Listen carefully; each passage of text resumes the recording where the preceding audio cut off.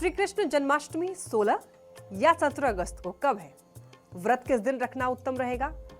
क्या इस साल जन्माष्टमी पर रोहिणी नक्षत्र का क्षय रहेगा?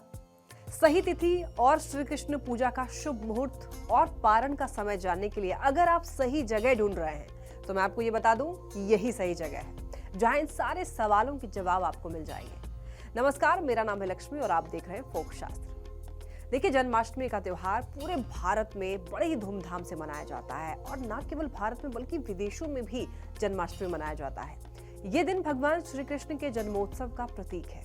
धार्मिक मान्यताओं के अनुसार भाद्रपद माह की कृष्ण पक्ष की अष्टमी तिथि रोहिणी नक्षत्र और मध्य रात्रि 12 बजे मथुरा की कारागार में भगवान श्री कृष्ण का जन्म हुआ था और तभी से ही हर साल इस तिथि को कृष्ण जन्माष्टमी के रूप में मनाया जाता है।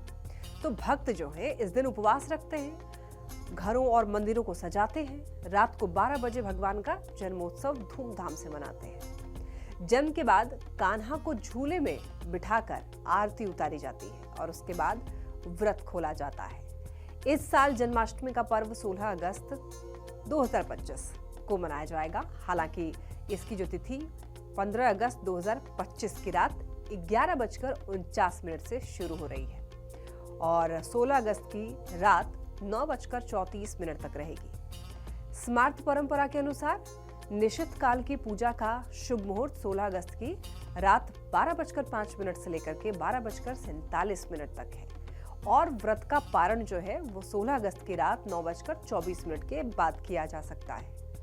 तो जन्माष्टमी की पूजा में भगवान श्री कृष्ण को विशेष भोग अर्पित किए जाते हैं। सबसे पहले आता है जिसमें माखन मिश्री, जो कि कान्हा की सबसे प्रिय चीज है और कहा जाता है कि बचपन में वो अपने मित्रों के साथ माखन चुरा कर भी खाते थे और इसीलिए उन्हें माखन चोर भी कहा जाता है।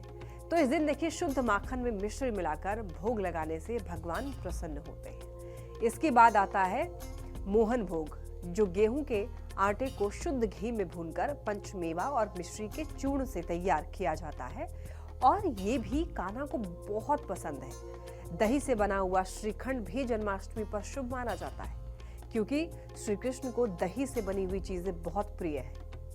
इसके अलावा पंजीरी का भोग भी इस दिन खास महत्व रखता है। पंजीरी धनिये से बनाई जाती है और ऐसी मान्यता यह है कि ये भोग लगाने से भगवान अपनी कृपा बनाए रखते हैं। और देखिए, मालपुआ का भोग भी किया जाता है जिसका विशेष महत्व है। तो ऐसा माना जाता है कि राधा रानी के हाथ से बने हुए मालपुए श्री कृष्ण को बहुत ही पसंद थे और वो बड़े ही चाव से उन्हें खाते थे। तो इस तरह देखिए, जन्माष्टमी सिर्फ एक त्योहार नहीं बल्कि भक्ति, प्रेम और उल्लास का पर्व है, जो कि हमें ये सिखाता है कि भगवान के प्रति सच्ची श्रद्धा और प्रेम से ही जीवन में आनंद और संतोष मिलता है। तो इस दिन हर घर में कान्हा की झांकी सजती है, भजन कीर्तन होते हैं और वातावरण में भक्ति का अद्भुत रंग घुल जाता है।